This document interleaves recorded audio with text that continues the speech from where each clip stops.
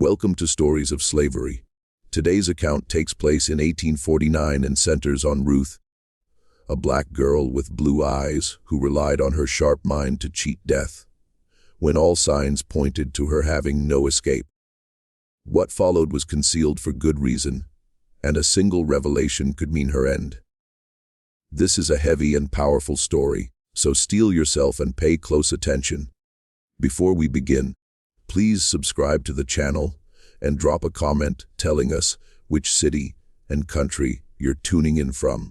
Your involvement helps ensure these narratives are remembered, not erased. Now, let's begin. On the night of August 12, 1832, inside a wooden shack behind the cotton fields of the Hargrove Plantation in Warren County, Mississippi, an infant entered the world who was marked for death within her very first hour. The midwife who caught her, an enslaved woman named Hattie, who had ushered over 200 babies into existence on that very plantation, gazed at the newborn and felt a chill run through her veins. The baby was thriving. The baby was robust. The baby possessed 10 fingers and 10 toes, along with a wail that cut through the humid Mississippi darkness. But the baby also had something that made Hattie's hands shake as she cradled her. The baby possessed blue eyes, not the hazy, indefinite shade that many infants display before their permanent color surfaces.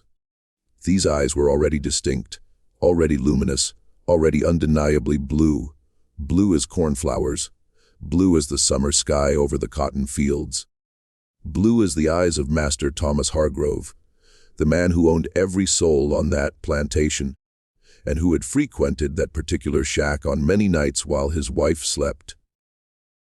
Hattie had been delivering babies for 31 years. She knew exactly what those blue eyes signified. She knew what would unfold when the mistress discovered the truth, and she knew she had roughly 10 minutes to make a choice that would either spare this child's life or forfeit her own. The mother, Josephine, was 23 years old and had been purchased by Thomas Hargrove 6 years earlier at a slave market in Natchez.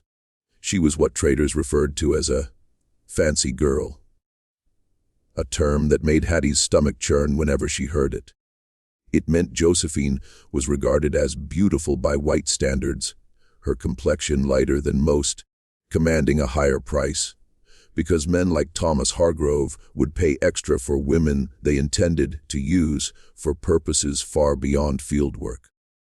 Josephine had understood what awaited her the moment she was bought.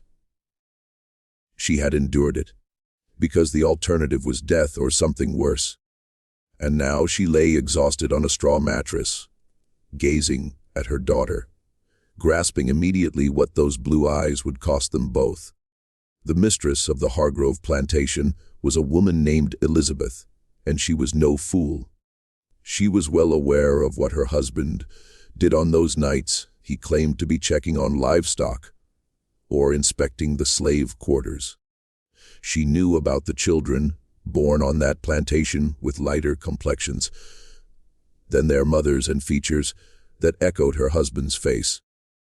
She had trained herself to overlook these children, to act as though they didn't exist, to keep up the pretense that her marriage was respectable and her husband faithful. But there were boundaries to what she would tolerate. Blue eyes crossed that line. Blue eyes were evidence that couldn't be dismissed. Blue eyes would have other plantation owners whispering, and the ladies at church gatherings exchanging knowing glances. Blue eyes were an insult Elizabeth Hargrove would not abide. When word reached the big house that Josephine had delivered, Elizabeth came to see for herself. She strode across the yard in the darkness, her white nightgown catching the warm August breeze, her expression set in a way Hattie recognized as barely restrained fury. She entered the shack without knocking, because enslaved people had no claim to privacy. She looked down at the infant in Hattie's arms. She saw the blue eyes. She saw her husband's eyes staring back at her from the face of a black child. And she issued the command Hattie had been dreading. Elizabeth Hargrove didn't raise her voice. She didn't need to. She simply stated that the child was an abomination, that it should never have been born, and that Hattie should take care of it before morning. Everyone in that room understood exactly what take care of it meant. It meant Hattie was being ordered to end a newborn's life. It meant Josephine would watch her daughter die within hours of giving birth. It meant the proof of Thomas Hargrove's misdeeds would be buried in an unmarked grave behind the slave quarters, and life on the plantation would continue as if nothing had happened. But Hattie had delivered too many babies to obey that order. She had held too many newborns, felt too many tiny hearts beating against her chest, watched too many children grow into adults who toiled in the same fields their parents had toiled. She could not kill this child, not even to save herself. So she did something that would shadow her for the rest of her days. She lied. She told Elizabeth she would handle the matter, that the mistress should return to the big house and not trouble herself with such unpleasant affairs. And when Elizabeth left, satisfied her orders would be carried out, Hattie wrapped the infant in the cleanest rag she could find and carried her out into the night. The slave cemetery lay at the edge of the plantation in a grove of oak trees that offered shade during the brutal Mississippi summers. It was a place where enslaved people buried their dead, marking graves with wooden crosses that rotted within years and stones that sank into the soft earth over time. No white person ever set foot in the slave cemetery. It was considered beneath their notice, a place for property to dispose of other property. This made it the perfect hiding spot for a child who was supposed to be dead. For 3 days and 3 nights, baby Ruth lived among the graves of those who had gone before her. Hattie and 2 other women took turns sneaking out to feed her, using rags soaked in goat's milk, because Josephine couldn't come without raising suspicion. They covered the baby's mouth when she cried, terrified someone would hear and uncover their ruse. They prayed over her, asking God to protect this child who had done nothing wrong except be born with the wrong colored eyes. And on the 4th night, when a slave trader passed through the area on his way to Vicksburg, they found a means to smuggle Ruth off the Hargrove plantation forever. The trader's name was Samuel Meeks, and he was exactly the sort of man most enslaved people feared. He bought and sold human beings the way other men bought and sold livestock, calculating prices based on age, health, and potential productivity. But Meeks also had a reputation for taking bribes, for turning a blind eye when paperwork didn't quite match the merchandise, for enabling transactions that plantation owners preferred to keep unofficial. Hattie had saved for years, hiding coins she earned from selling eggs and vegetables to travelers passing through the area. She gave Meeks everything she had, nearly $12, in exchange for taking the infant and selling her to a plantation distant enough that no one would ever link her to the Hargroves. Ruth was sold 3 times before her first birthday. She passed through the hands of traders in Vicksburg, then Natchez, then finally New Orleans, where she was purchased as part of a lot by a man named William Thornton. Thornton owned a cotton plantation called Magnolia Grove in Madison County, Mississippi, about 90 miles north of where Ruth had been born. He had bought the infant not because he wanted her specifically, but because she came bundled with a group of other enslaved people he was acquiring to expand his workforce. The bill of sale listed her simply as female infant, approximately 4 months, good health, no distinguishing marks. Her blue eyes went unmentioned, her origins unknown. Her link to the Hargrove plantation had been erased. Ruth spent her early childhood in the slave quarters of Magnolia Grove, raised by an older woman named Bessie, who had lost her own children to sail years earlier. Bessie was the one who gave her the name Ruth, drawn from the Bible story of the woman who had said, "Where you go, I will go." It was a name of loyalty and devotion. And Bessie hoped it would bring the child luck in a world where enslaved people needed all the luck they could get. She noticed early that Ruth was different from other children. The girl was quiet, observant, taking in everything around her with those strange blue eyes that made some people uneasy and others suspicious. She rarely cried. She rarely complained. She watched. By the time Ruth was 5, Bessie had realized the child's mind worked in ways she had never seen before. Ruth could recall conversations word for word, even conversations from weeks earlier. She could count without being taught, adding and subtracting numbers most enslaved children never learned to manipulate. She could predict when the overseer would make his rounds, somehow grasping the patterns of his behavior better than adults who had lived on the plantation for decades. And most remarkably, she had taught herself to read. No one knew how this had happened. Enslaved people were forbidden from learning to read under Mississippi law. The punishment for teaching a slave to read was severe, and the penalty for a slave caught reading was even worse. Whipping, branding, mutilation, death. These were the consequences awaiting anyone who dared to give enslaved people access to the written word. Yet somehow, at 5 years old, Ruth could look at the newspapers that blew across the yard and understand the words printed on them. She could read the signs posted around the plantation, the labels on boxes, the names carved into tools. She had cracked the code of language entirely on her own, through observation, pattern recognition, and a mind that refused to accept constraints. Bessie grasped immediately that this ability was both a gift and a death sentence. If the wrong people discovered Ruth could read, the child would be destroyed. Not just punished, destroyed, made an example of, because slaveholders couldn't afford to let other enslaved people see that one of their own had gained knowledge without permission. It would challenge everything they believed about the inferiority of black people. It would suggest that enslaved people were capable of learning, of thinking, of becoming something more than property. So Bessie taught Ruth the most vital lesson of her young life.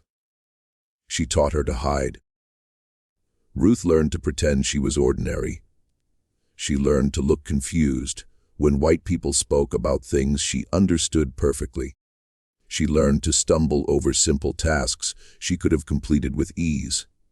She learned to make herself invisible, unremarkable, forgettable. This was the strategy that would keep her alive. This was the mask she would wear for years. And she wore it so well that when she was 7 and brought to work in the big house of Magnolia Grove, no one suspected that the quiet girl who cleaned floors and emptied chamber pots was smarter than anyone in the building. The mistress of Magnolia Grove was a woman named Caroline Thornton, and she was unlike any white woman Ruth had ever encountered. Caroline was 43 when Ruth came to work in the big house. She had been married to William Thornton for 22 years and had borne him 5 children, 3 of whom had survived to adulthood. She managed the domestic operations of the plantation with efficiency and precision, keeping detailed records of every expenditure, purchase, and transaction that passed through her household.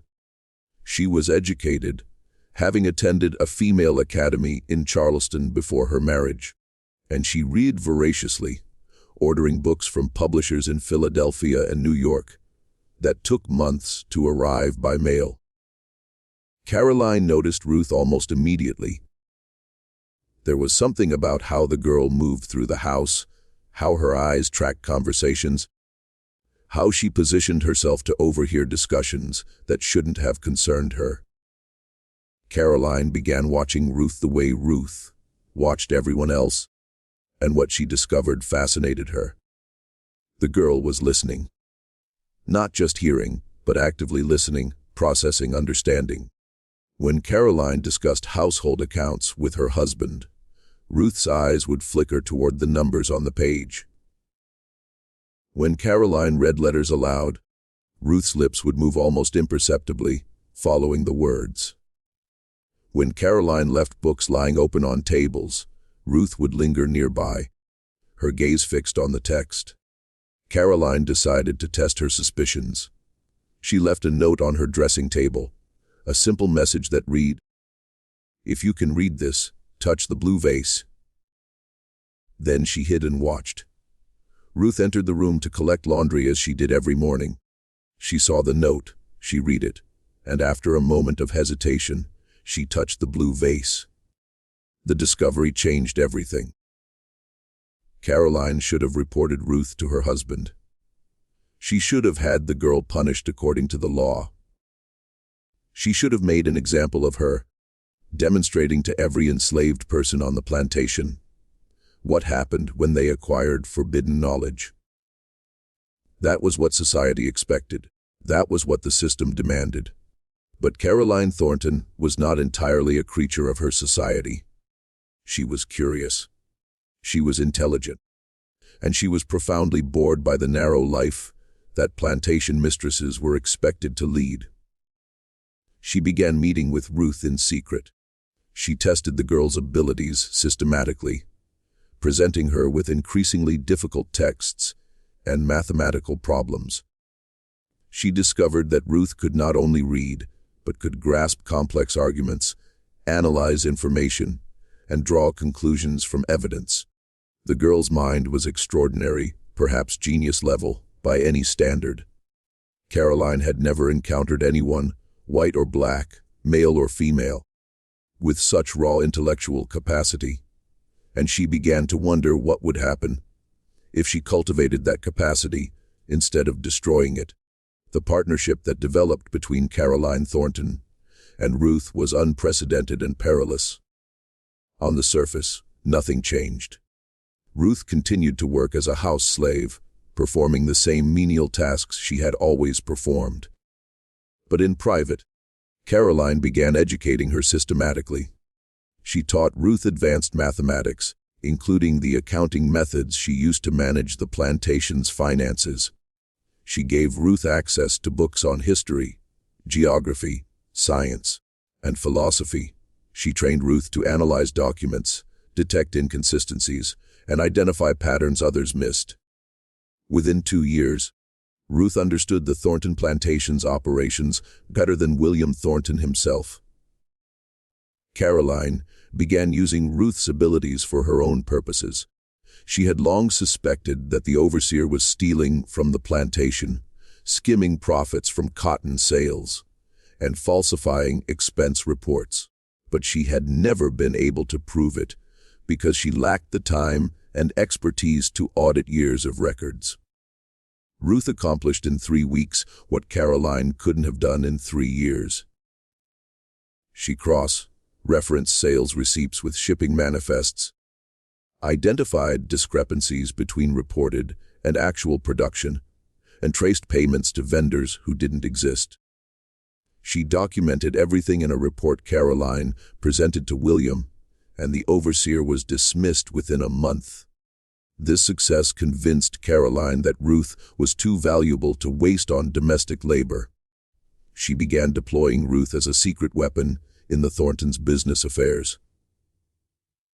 When William received correspondence from cotton factors in New Orleans, Ruth would read the letters and flag potential deceptions. When neighbors proposed business partnerships, Ruth would analyze the terms and calculate whether the deals were truly advantageous. When disputes arose over property lines or water rights, Ruth would research legal precedents and suggest strategies for resolution. All of this was done invisibly. No one outside the household knew that the Thorntons' improved business acumen was actually the work of a teenage enslaved girl. The arrangement continued for nearly a decade. Ruth grew from a child into a young woman, and her abilities grew with her. By the time she was 17, in the spring of 1849, she had become indispensable to the operation of Magnolia Grove. She managed the household accounts. She drafted correspondence that Caroline signed with her own name. She maintained files on every business associate, every neighbor, every person who might affect the Thorntons' interests. She knew secrets that could destroy families. She understood financial arrangements that even the parties involved didn't fully comprehend. She had transformed herself from property into something far more valuable, but she was still property.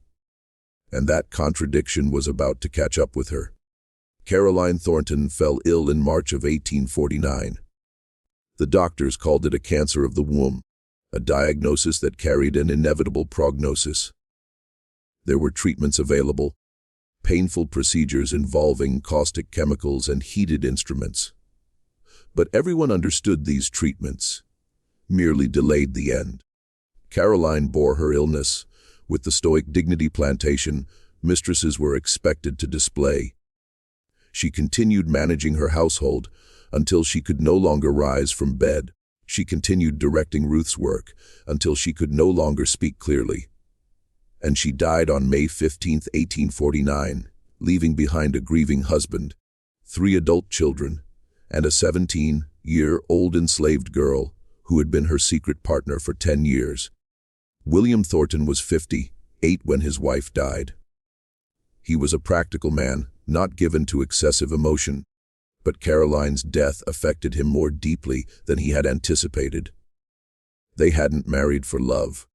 Their union had been an arrangement between families, a merging of land and resources that benefited both parties. But over 22 years, something resembling love had developed between them. He had relied on her judgment, trusted her management, and never realized how much of the plantation's success was due to her efforts rather than his own. In the weeks following Caroline's death, William began settling her affairs. He reviewed her correspondence, financial records, and personal papers. He wanted to understand her world, the domestic realm he had largely ignored during their marriage. And in the process, he discovered something that changed everything he thought he knew about his wife. He found the files on Ruth. Caroline had kept meticulous records of Ruth's education, her accomplishments, her contributions to the plantation's business operations. She had documented everything, perhaps intending to eventually share this information with William, perhaps simply unable to resist her habit of thorough record-keeping. The files contained Ruth's analyses of business deals, her audits of financial records, her strategic recommendations. They revealed that for nearly a decade, the most important decisions at Magnolia Grove had been influenced by the insights of an enslaved girl who was legally forbidden from reading. William's reaction was not what Caroline might have hoped. He did not admire Ruth's abilities. He did not appreciate her contributions. He felt betrayed. He felt humiliated. He felt afraid. His wife had been deceiving him for years, relying on a slave for intellectual guidance while he believed himself to be the master of his own domain. His business partners had been negotiating not with him, but with a black girl hiding behind the facade of his authority. Everything he had accomplished was tainted by this revelation. And there was another fear, deeper and more primal than wounded pride. Ruth knew too much. She had seen the Thorntons' financial records, their correspondence, their private negotiations. She knew about debts William had concealed from creditors. She knew about deals structured to evade taxes. She knew about arrangements with neighboring planters that would cause scandal if revealed. She knew secrets that could destroy the Thornton family's reputation and fortune. An enslaved person with this knowledge was not an asset. She was a threat, a liability, a danger that had to be eliminated. But William couldn't simply kill her. Too many people knew she existed. The household staff had seen her working closely with Caroline. The other enslaved people knew she held a special position. If Ruth suddenly disappeared, there would be questions. There might be investigations. There could be consequences William preferred to avoid. He needed a solution that would remove Ruth permanently, without raising suspicion. He needed her to die in a way that appeared natural, expected, unremarkable. He needed to send her somewhere people didn't return from. He found his answer in Louisiana. The sugar plantations of Louisiana were notorious throughout the South. Cotton was brutal, but sugar was death. The labor required to cultivate and process sugarcane was so intense, so physically devastating, that enslaved people sent to sugar plantations had an average life expectancy of 7 years from arrival. The work began before dawn and continued past midnight during the grinding season. The heat from the boiling houses could reach temperatures that caused permanent damage to workers' lungs and eyes.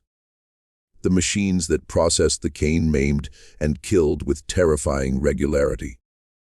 Plantation owners calculated that it was cheaper to work slaves to death and buy replacements than to treat them humanly and preserve their health. A healthy 17-year-old girl sent to a Louisiana sugar plantation would not survive long. She would be worked past exhaustion, exposed to diseases that thrived in the humid climate, fed barely enough to sustain life, and within a year, probably less, she would die. No one would question it. No one would investigate. It would simply be the expected outcome of the slave system operating as designed. William began making arrangements. He contacted a slave broker in Natchez who specialized in moving human property between states.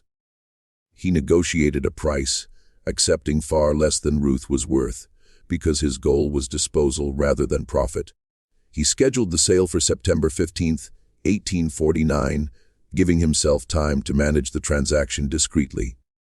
And he told no one what he was planning, because secrecy was essential to his scheme. But William made a critical mistake. He underestimated Ruth. She knew something was wrong from the moment William discovered the files. She had watched him carefully during the weeks following Caroline's death, reading his expressions, analyzing his behavior, trying to understand what he would do with the knowledge he had acquired. She saw the fear in his eyes when he looked at her. She saw the calculation, the cold assessment of a man deciding how to dispose of a problem.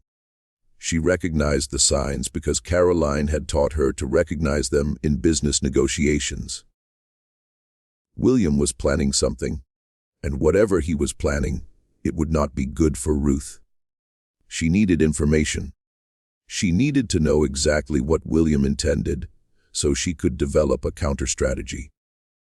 And she had the skills to get that information because Caroline had trained her well. Ruth began her reconnaissance in late August. 3 weeks before the scheduled sale, she had access to William's study because she was still responsible for cleaning it, a duty no one had thought to reassign after Caroline's death.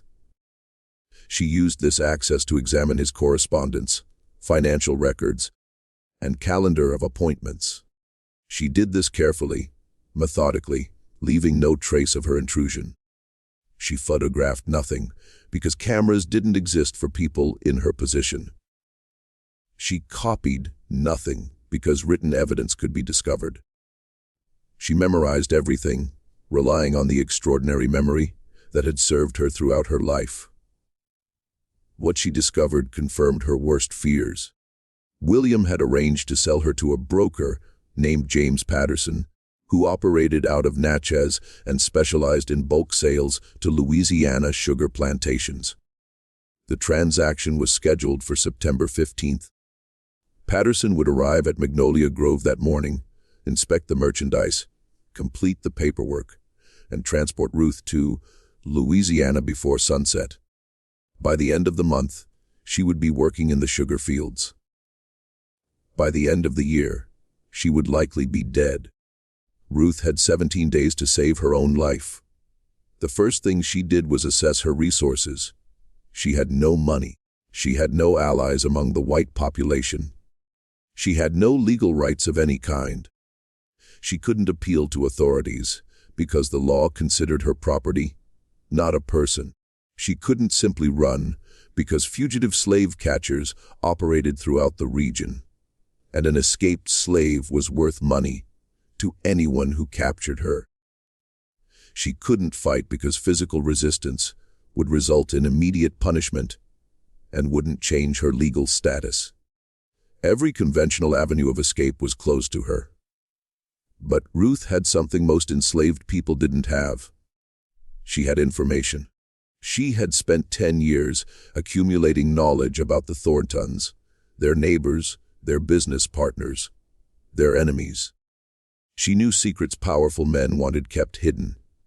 She understood relationships and rivalries that could be exploited. She saw connections others missed, and she was willing to use all of this knowledge to survive. The plan she developed over the following days was extraordinarily complex. It required manipulating multiple people simultaneously, predicting their reactions, steering them toward outcomes that served her purposes. It required perfect timing and absolute secrecy. It required Ruth to think several moves ahead like a chess player, anticipating her opponent's strategies.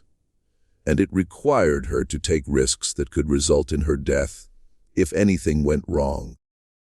The first target was a man named Henry Crawford. Crawford owned a plantation adjacent to Magnolia Grove.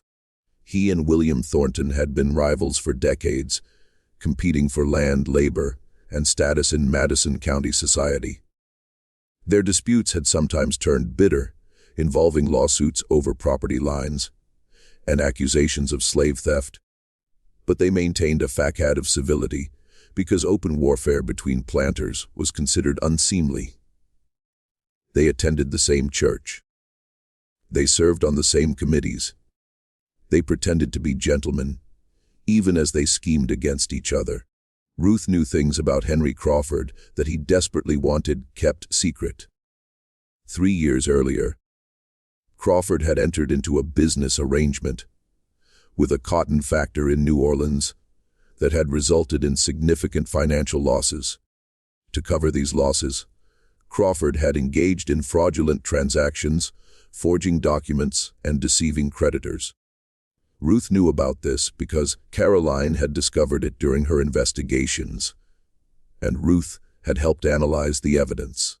The information had been filed away, never used, because Caroline had seen no advantage in exposing Crawford while she was alive.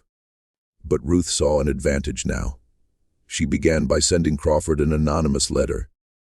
She couldn't mail it through conventional channels because enslaved people weren't permitted to use the postal system.